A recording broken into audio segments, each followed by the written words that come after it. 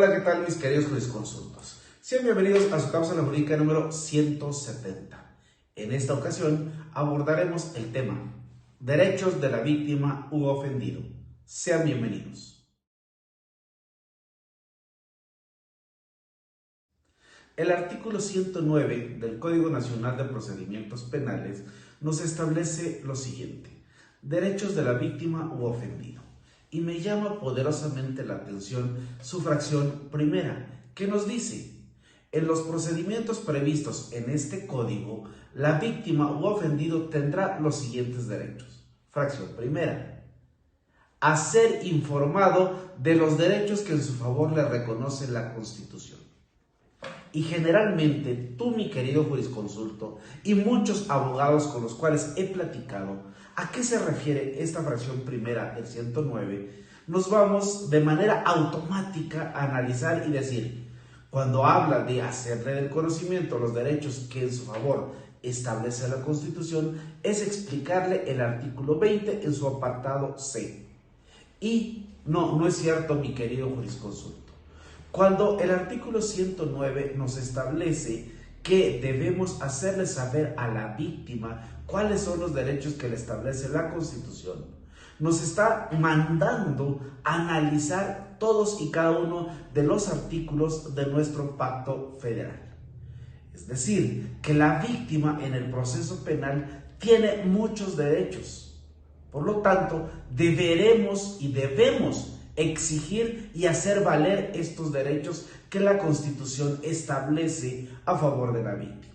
Como ejemplo, voy a señalarles, el artículo primero nos establece el derecho a la interpretación pro persona, y ese derecho a que las normas se interpreten de la manera que más le favorezca a una persona no solo se refiere en cuanto a sea aplicación exclusiva del imputado, sino también que es a favor de la víctima u ofendido, que las normas se interpreten a través de este principio denominado pro persona.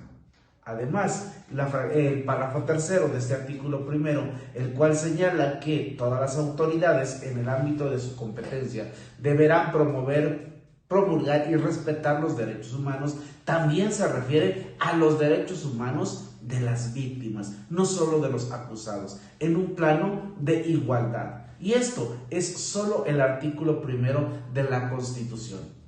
Por ejemplo, si nos vamos al artículo segundo de esta Constitución, de nuestra Constitución mexicana, nos dice que si la víctima pertenece a un grupo originario, debe contar con un intérprete que hable su lengua y, desde luego, que conozca sus especificidades culturales. Es decir, lo que mal conocemos como usos y costumbres, debemos conocerlo para poder ejercer o garantizar ese derecho humano a esta víctima. Es decir, debe contar con un asesor jurídico, no solo con un intérprete, un asesor jurídico que conozca sus especificidades y le explique de qué se trata el proceso penal. Desgraciadamente, en la práctica nos vemos muy rebasados por este derecho, es decir, que las víctimas la mayoría de las veces no cuentan con un intérprete y menos con un asesor que conozca su sistema normativo periférico y les explique esta gama de derechos que tiene nuestra Constitución. Y recordemos, les dije que no solo es el artículo 20 apartado C, también vámonos a entender que la Constitución nos señala que la víctima o ofendido tienen el derecho a la reparación del daño, una reparación del daño que deberá ser integral. Y también ese mismo artículo nos señala que la víctima o ofendido tiene el derecho de conocer la verdad de los hechos. Y si tú, mi querido jurisconsulto, haces este ejercicio de analizar la Constitución y analizar el proceso penal desde la Constitución, puedes encontrarte, por ejemplo, también que el artículo 103 y 107, que son la base fundamental de la ley de amparo, nos establece que la víctima o ofendido también tiene derecho cuando sienta que una autoridad le está vulnerando sus derechos, acudir al juicio de amparo para hacer valer sus derechos, perdón. Por lo tanto, si te das cuenta, tú, mi querido jurisconsulto, que trabajas como asesor jurídico o que eres parte de un proceso penal como asesor jurídico, no solo te vayas a la literalidad del artículo 109, fracción primera. Analiza el proceso penal a la luz de los derechos de la víctima desde lo que establece nuestra Constitución.